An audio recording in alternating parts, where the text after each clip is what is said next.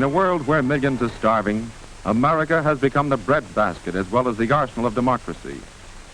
Our farmlands and ranges must produce more food than ever before to supply our own needs and to help our fighting allies. In spite of record-breaking farm production, food requirements are mounting even faster, for American food is being used to defeat the Axis and shorten the war.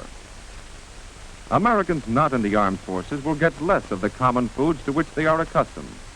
But by rationing, by sharing what we have, and by using our food supply wisely, our nation at war can still support a healthy, active people. Today, in the great human laboratory of England, the principles of nutrition are being conclusively proven. The subject of this great wartime experiment in food are not white mice or guinea pigs, but human beings fighting for their lives. The average English family has learned the value of food through years of wartime scarcity.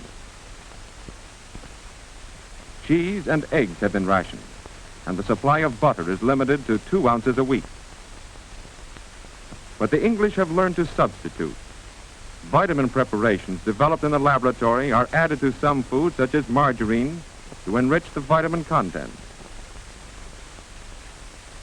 Foods such as the English wheatmeal loaf, dried peas, beans, and cereals have been recognized as nerve conditioners at a time when iron nerves are needed most.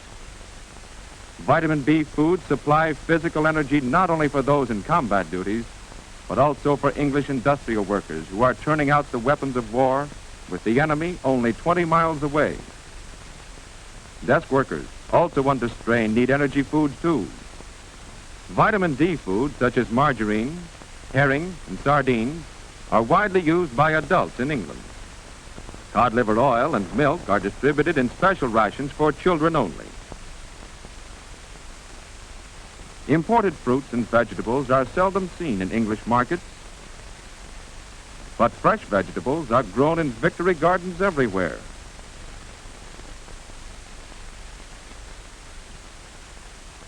Old and young alike are mobilized for the job, so that the home production of food in Britain has almost doubled. Since the outbreak of the war, 6 million additional acres of English soil have been put under cultivation. No patch is too small to start growing. Soldiers, when off duty, tend their own little plots in the shadow of their guns. For them, food is ammunition.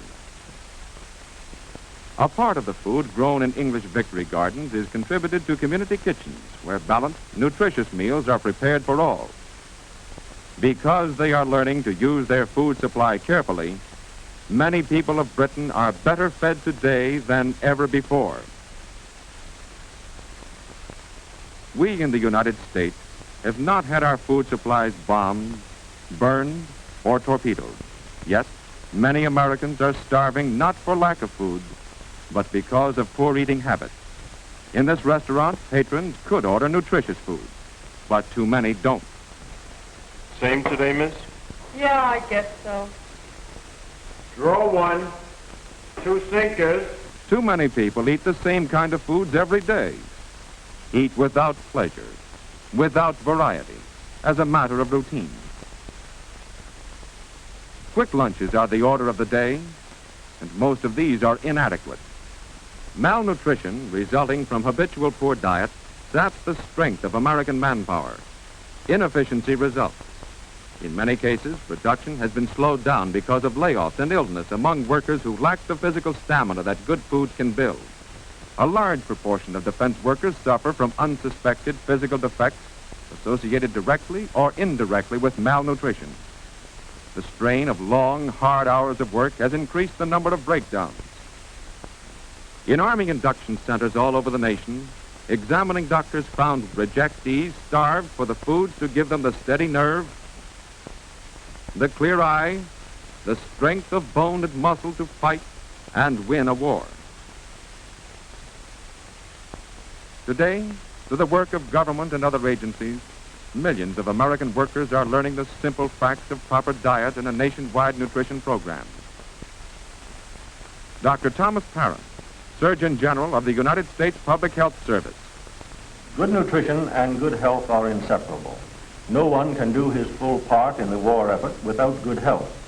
Realizing this fact, government agencies have joined in a national nutrition program and are working with your state, county, and city nutrition committees in their attack on local nutrition problems.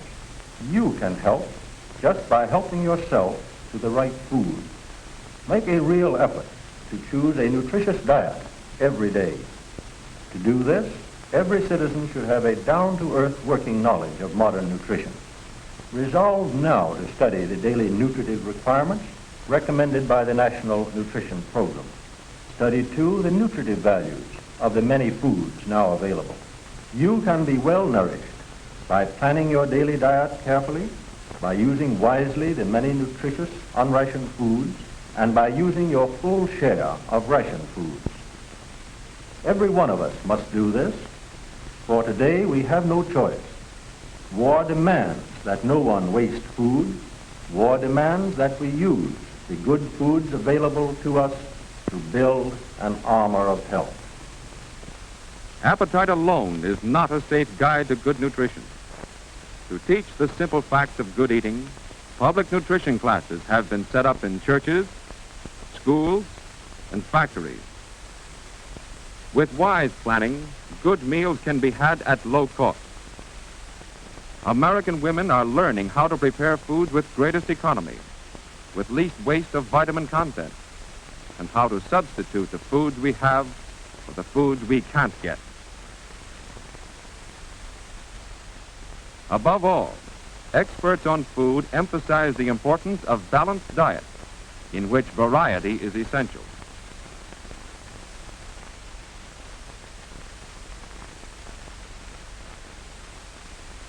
Every American worker should have 3 square meals each day, including foods such as milk and foods made with milk, eggs or other protein foods, and vitamin B foods such as cereal and whole wheat or enriched white bread.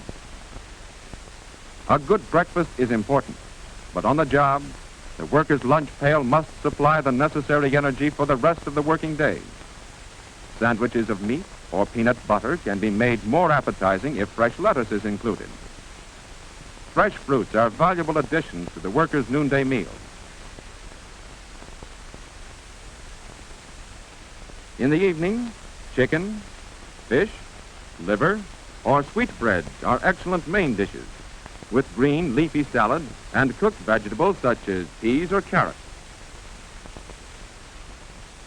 Milk, fruits, and vegetables are basic protective foods for Americans working longer, harder hours in offices and factories. To keep up health and morale, many war plants have set up central food kitchens to prepare appetizing, nutritious meals for the men who build the ships and make the guns. Whole wheat and enriched white bread are used in sandwiches with cheese, peanut butter, and different kinds of meat. The average worker needs twice as much green vegetables and fruits as he now consumes.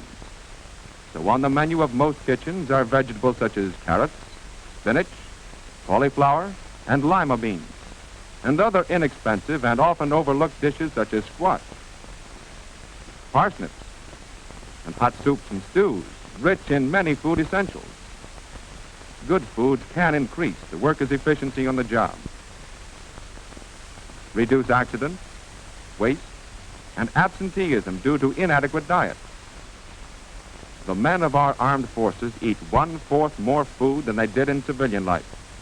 And in the same way, workers transferring to war jobs from less strenuous work need better food and more of it.